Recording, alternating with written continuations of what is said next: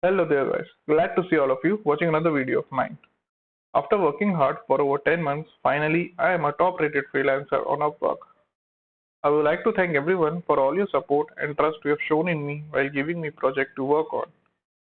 Now that this target is achieved, it's time to buckle up and aim for the next target, that is top rated plus batch. Now coming back to the project, today I will like to discuss my Amazon Scraper project. This scraper pulls the prices of product for different sellers on Amazon for a given ASIN code. So let's dive deep into the project requirement. Client will provide a list of ASIN code for products listed on Amazon. We need to write a script that pulls the name, price, and shipping charge for all the sellers of a product that are associated with those ASIN code and save them into a CSV file. The CSV file should have name and price for maximum of 12 sellers and should be sorted on price in ascending order. We should also have name and price for the pinned seller. Now let us understand how the script should execute in theory. Firstly, script will go to the Amazon website and set the location for which the prices and shipping charges are required. This zip code will be provided by the client. Secondly, the script goes through all ASIN code one by one and performs following 4 tasks. Number 1, script converts the ASIN code into the URL and goes to the product page. Number 2, script gets the price, shipping charges, and name of the pinned seller. Number 3, script gets price, shipping charge, and name for all other sellers. And number 4, script changes the IP address and repeats the same for the other ASIN codes. After performing these tasks for all ASIN code, script will collect all the data and perform necessary calculation and create a CSV file with prices of different sellers for a given product. The sellers are arranged in ascending order on the price of the product.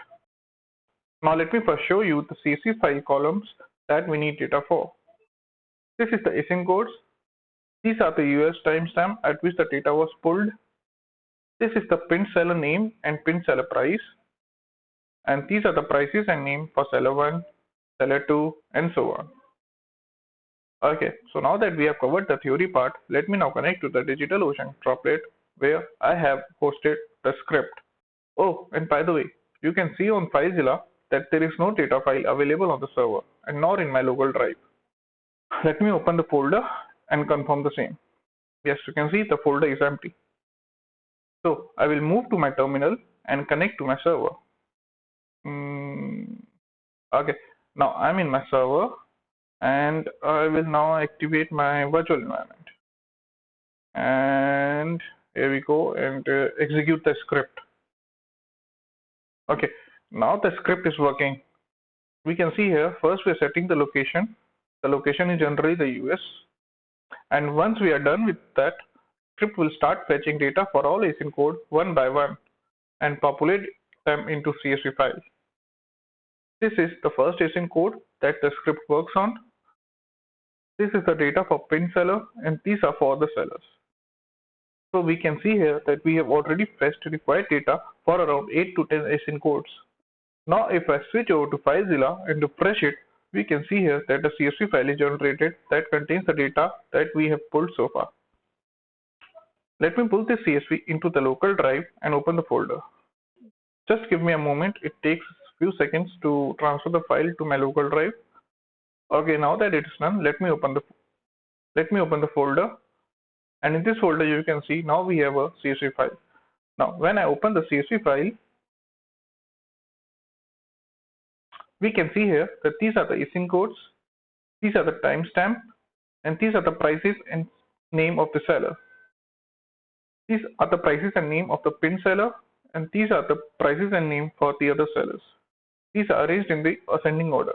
As we can see that prices of seller 1 is less than the prices of seller 2 and prices of seller 2 is less than that of prices of seller 3. So I guess this explains properly about the working of this project. If you have any such work or need any kind of data from any website, please feel free to contact me through Upwork. You can also contact me through Instagram, Twitter, or through Gmail. Links of all these medium can be found in the description Also, do subscribe my YouTube channel and like and share this video if you liked my work, as it will help me a lot as I'm just starting out. See you all in next video. Till then, take care, work hard and party harder.